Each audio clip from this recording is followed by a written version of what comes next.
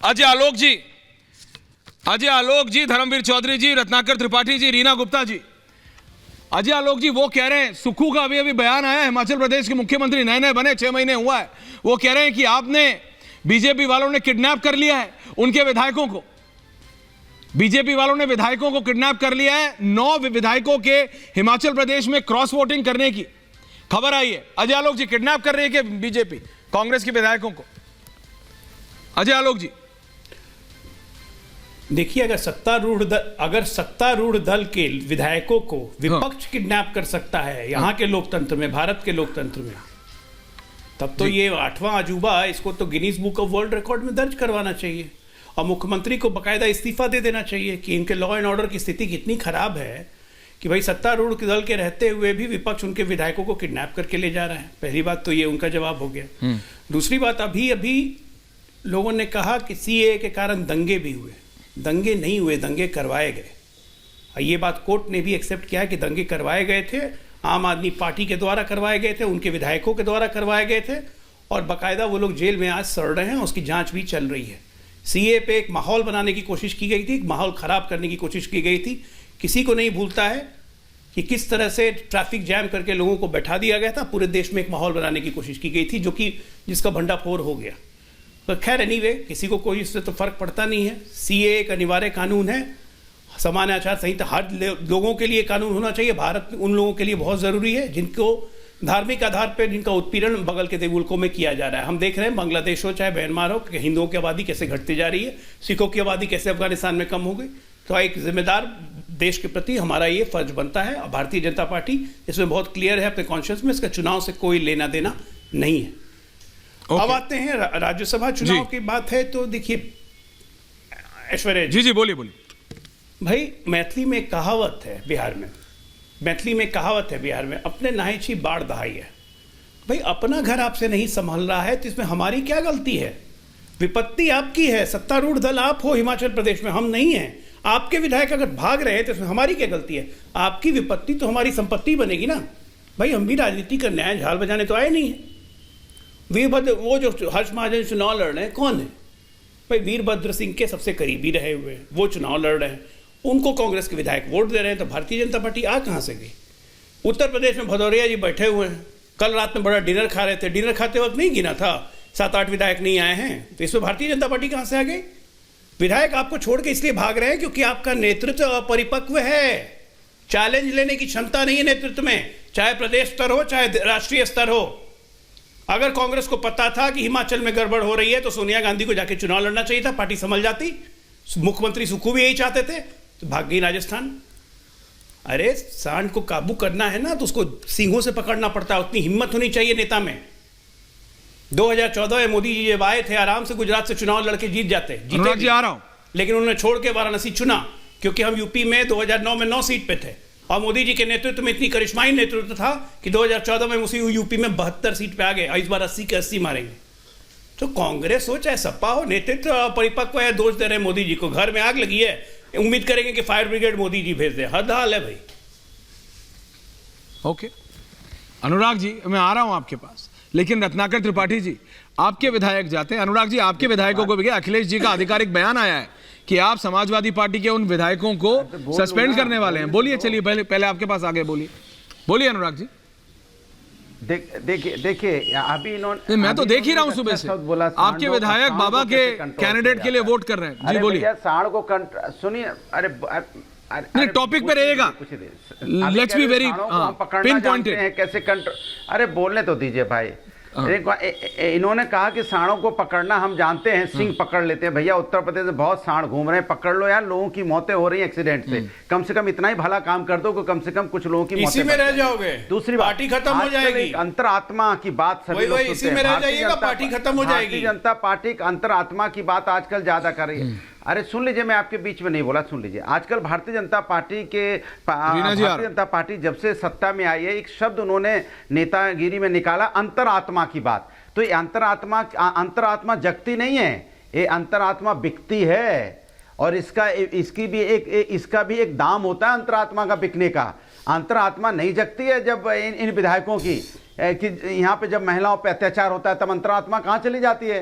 जब छात्रों पे लाठियों की बारिश होती है तब अंतरात्मा कहां चली जाती है, बेरोजगार जब आत्महत्या करता है तब अंतरात्मा कहां चली जाती है, किसान की मौत होती है वो धरने पे बैठा है तब अंतरात्मा कहां चली जाती है, मणिपुर की बेटियों के साथ अन्याय होता है तब अंतरात्मा कहां चली जाती है। तो अंतरात्मा तो समय समय पे चंडीगढ़ में जिस तरह से लूट तंत्र हुआ तब अंतरात्मा कहां चली गई थी, और इलेक्ट्रॉनिक बॉन्ड पे जब सुप्रीम कोर्ट का आदेश आया इस पर रोक लगा गई तब अंतरात्मा कहां चली गई थी। इनकी अंतरात्मा इसलिए जगती है क्योंकि इनको सत्ता से प्यार हो जाता है। लेकिन जनता तो देख रही है ना, जनता के आज आप सिंबल पे चुनाव जीत के आए हो, अगर इतनी हिम्मत और हैसियत और औकात होती तो आप इंडिपेंडेंट चुनाव लड़ते ना, और आप जीत के आते। अब जनता आपसे सवाल पूछेगी, जनता को किस मुंह से फेस करोगे जाके कि भैया आपको तो हमने जुटा के भेजा था, और आज आप अब लौट के आप किस मुंह से जाओगे वहां लड़ने के लिए। एक ऐसी दारा सिंह चौहान थे, उनकी भी अंतरात्मा जगी थी और उन्होंने समाजवादी पार्टी से रिजाइन करके बीजेपी से लड़े, और उनकी नहीं घोसी से लड़े, घोसी में गए, घोष 45,000 वोट से हार गए, डबल इंजन की सरकार थी। ऐसी इनकी सबकी अंतरात्मा जगी है, इनको चुनाव करवा दो और हम तो कहते हैं रिजाइन कर दें, इस्तीफा दे दें।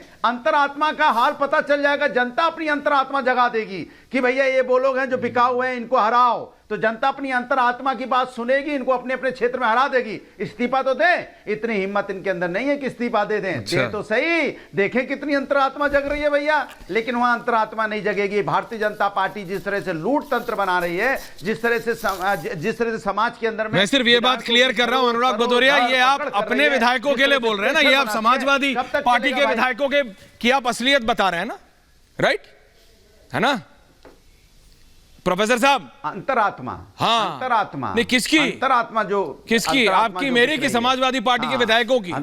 जिसकी अजय आलोक जी की अंतरात्मा की तो बात नहीं कर रहे हैं जगने की जगह आप अपने विधायकों की अंतरात्मा की बात कर रहे हैं। रीना गुप्ता जी, रीना गुप्ता जी, रीना गुप्ता, रीना गुप्ता, रीना गुप्ता, रीना गुप्ता, आम आदमी पार्टी। रीना जी, अलायंस में तो आ गए आप लोग, एक सीट यहां दे दो, एक सीट वहां दे दो, ये हालत क्या हो रही है वो तो आपको दिख ही रहा है, दिख ही रहा है आपको रियलिटी। जिसके खिलाफ पार्टी बनाई थी, पता नहीं कैसी मजबूरी है कि उसी के साथ आप बना रहे हैं, लेकिन उसकी पार्टी की हालत तो देख लीजिए। रीना जी, योर रिएक्शन प्लीज। मैं बोलूं ऐश्वर्या? प्लीज बोलिए। देखिए ऐश्वर्या जी, बड़ा बुरा लगता है आज की तारीख में जब बेरोजगारी चरम सीमा पे है, हमारे देश का युवा सड़क पे बैठा हुआ है, चीन ने कब्जा कर रखा है, भूखमरी गरीबी की बुरी हालत है, लेकिन आप जैसे वरिष्ठ पत्रकार को चिंता है विपक्ष की। नहीं होनी चाहिए। 10 साल में अगर आपने इस पे प्रोग्राम किए होते, बोलने दीजिए ऐश्वर्या प्लीज जी, बोलिए, मुझे भी बोलने का मौका दीजिए। मैम किसको नहीं देता हूं, प्लीज बोलिए। सिलेंडर 1150 का हो गया, पेट्रोल 110 का हो गया, उसकी किसी की चिंता नहीं है। मीडिया को चिंता है कि विपक्ष की हालत बुरी है। वहीं दूसरी ओर आप देखिए, हमें बुरा लगता है कि मोदी जी ने फिर माफी मांगी है सुप्रीम कोर्ट में। सीनियर हैं, अरे बोलने दिए, चुप कराइए इस बदतमीज इंसान को, चुप कराइए। Please don't make personal comments Reena ji. जब ये बोले तो रीना जी ऐसा मत कीजिए, चुप कराइए पहले। अच्छा थैंक यू, सब शांत है, सब शांत। अजय जी, अजय जी जब आप बोल रहे थे कोई नहीं बोल रहा था, एक एक करके थैंक यू मैं कर रहा हूं। Reena ji please relax. Ajay ji please, आप दोनों सीनियर हैं, please don't do this. Thank you, एक एक करके बोलिए, बोलिए रीना जी, अपना आपका टाइम है, बोलिए, कोई नहीं बोल रहा है बीच में, बोलिए। यही जो अहंकार है ना, यही जो अहंकार है, अच्छा। यही इनको ले डूबेगा।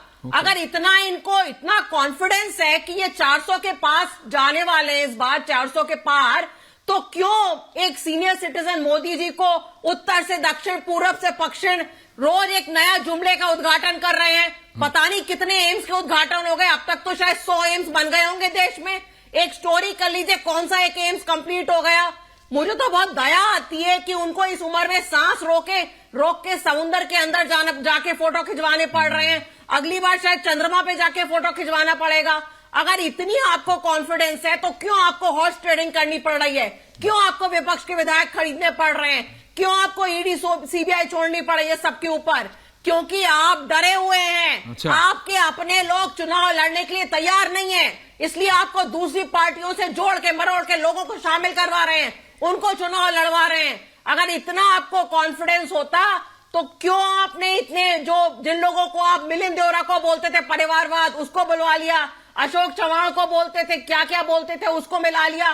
क्यों सबको मिला रहे हैं? क्योंकि आप डरे हुए हैं, क्योंकि आपको पता है कि आप ग्राउंड पे जाएंगे। यूपी में देखिए, जहां इनकी डबल इंजन की सरकार चल रही है इतने सालों से, वहां का युवा सड़क पे बैठा हुआ है, रोज पेपर लीक। वहां पे कुछ हजार नौकरियों के लिए लाखों लोगों ने अप्लाई किया। ये आपका रामराज्य चल रहा है यूपी में। आपको पता है, आप जाएंगे वोट मांगने, आपको जनता जो है खदेड़ के बाहर कर देगी। जनता पूछेगी, आपने बोला था बहुत हुई, अब महंगाई पे वार। इस बार मोदी सरकार यही करने के लिए आपको वोट 10 साल दिए गए थे कि आप सिलेंडर 1150 का हो गया और पेट्रोल 110 रुपए का हो गया।